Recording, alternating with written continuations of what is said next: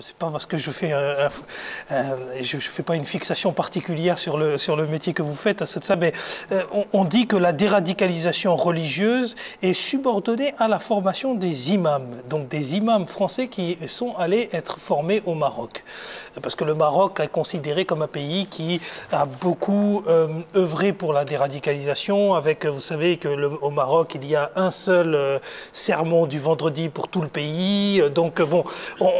On est en train d'adorer ce modèle marocain. Alors, est-ce que vous pensez que l'État doit vraiment intervenir dans le cadre de la formation des imams? Si oui, dans quelle mesure, et sinon, pourquoi? Donc, je vais me préciser un peu sur la Belgique, et puis Djangissa pourrait un peu élargir sur ce sujet. Parce que récemment, il y a eu des problèmes en Belgique, avec les attentats, etc. Oui. Et c'est pour ça qu'on a beaucoup parlé de ce sujet. Hein. C'est souvent le sujet qui démarre voilà, les histoires de formation des imams. Et j'ai lu certains rapports et il est dit aussi que la radicalisation a commencé de certaines prêches, de certaines mosquées. Donc on voit qu'il y a un problème quelque part. C'est pour ça d'ailleurs que le calife de la communauté musulmane Ahmadiyya, le 5e calife, Hazrat Mirza Masroor Ahmad, que Dieu lui vienne en aide, il avait dit qu'il avait conseillé aux États de surveiller les mosquées. Donc, on comprend ici qu'il y a un problème quelque part avec les prêches et un problème avec certains imams. Quand on regarde plus en détail ce sujet, on voit qu'en fait, il y a plusieurs, par exemple en Belgique, 70% ou 70% des imams viennent de l'extérieur. Lorsqu'ils viennent de l'extérieur, des fois, ils ne connaissent même pas la langue du pays. Il peut être en France ou en Afrique ou autre part. Des fois, ils ne connaissent même pas la langue du pays. Et quand ils ne connaissent pas la langue, et souvent, ils ne connaissent même pas la culture du pays. Donc, toutes ces choses sont très primordiales pour enseigner les autres qui sont dans la mosquée assis, les jeunes qui vont écouter l'imam, la personne qu'ils sont censés suivre. Ils vont l'écouter, mais si cette personne ne connaît pas la langue, il est en train de donner la prêche dans une autre langue qui n'est pas familière à ces jeunes, ce sera très difficile pour qu'ils le comprennent et ils suivent le bon exemple. Puis deuxièmement, si l'imam ne connaît pas la culture du pays, il sera très difficile pour lui de comprendre à quoi j'ai à faire face. Donc si l'État peut former ou donner une formation si les imams viennent de l'extérieur, au moins donner une petite formation de langue ou de la culture du pays, ce serait très, très bien pour le futur, pour ces imams et aussi pour les suivants. Sans imposer une théologie qui leur est étrangère. Parce que la théologie ne se réglera pas par l'État, l'État étant laïque surtout. Oui, cela ne sera pas réglé par l'État. Mais la surveillance va aider pour la théologie. Du moment que même à la rigueur, si un imam il a des idées un petit peu, comment dire, qui dérapent, mais s'il se comporte selon la loi dans le pays, parce que maintenant il est sous surveillance et on fait très attention à ce qu'il dit, etc., et on le contrôle convenablement, eh bien, ça peut marcher.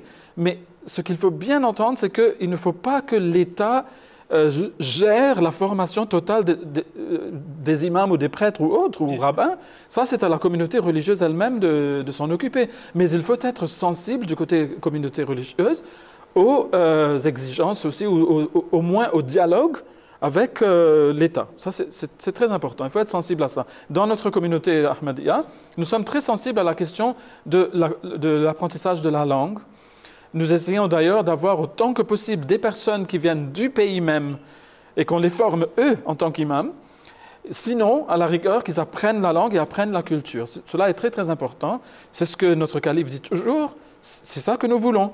Mais la chose essentielle, c'est qu'il faut qu'on se départe complètement de ce discours de radicalisation qui n'a rien à voir avec l'islam.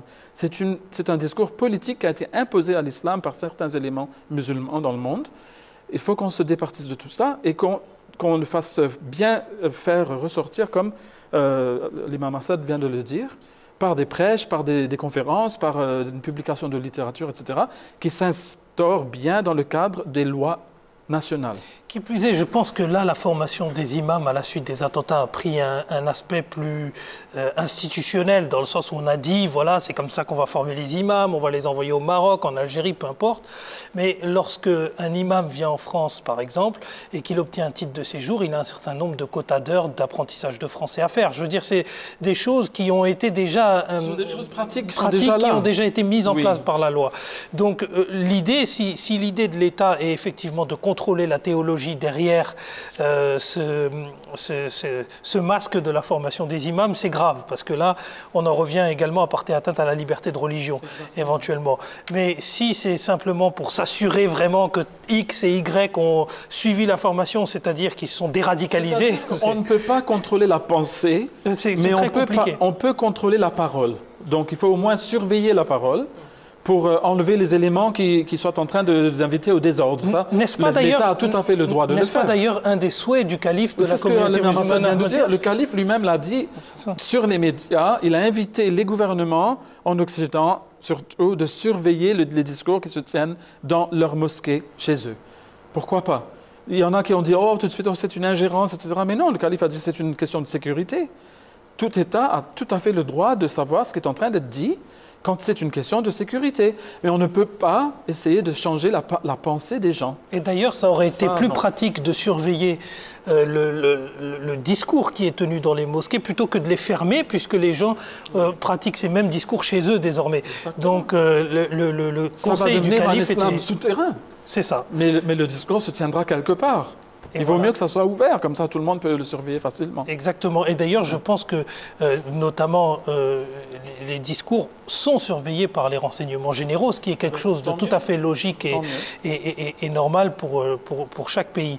Je voulais parler du financement des mosquées, mais vous avez plus ou moins abordé la question en répondant à une question annexe, en disant que plus ou moins il fallait s'auto-participer. Voilà. C'est ça. Et sur le contrôle des prêches dans les mosquées, on vient de répondre à la question. C'est un des souhaits de la communauté musulmane Ahmadiyya. Et d'ailleurs, peut-être qu'il est important ici de marteler, parce que les gens ne l'écoutent pas assez, c'est qu'il y a eu 0 cas de radicalisation dans la communauté musulmane Ahmadiyya, qui compte des millions et des millions de membres, non pas seulement en France, où on a une fixation particulière sur les questions religieuses, ou en Belgique, ou en Afrique, ou dans le monde francophone, mais dans le monde entier. Exactement. Imaginable. Et on arrive à travers cette doctrine plus ou moins universelle, c'est-à-dire de respecter le pays dans lequel on vit, de rappeler les... Plus ou moins universel, c'est universel. C'est universel, oui. Pardon, excusez-moi. Mais vous êtes les spécialistes, moi je suis là simplement en tant qu'observateur objectif de la chose, c'est tout à fait vrai.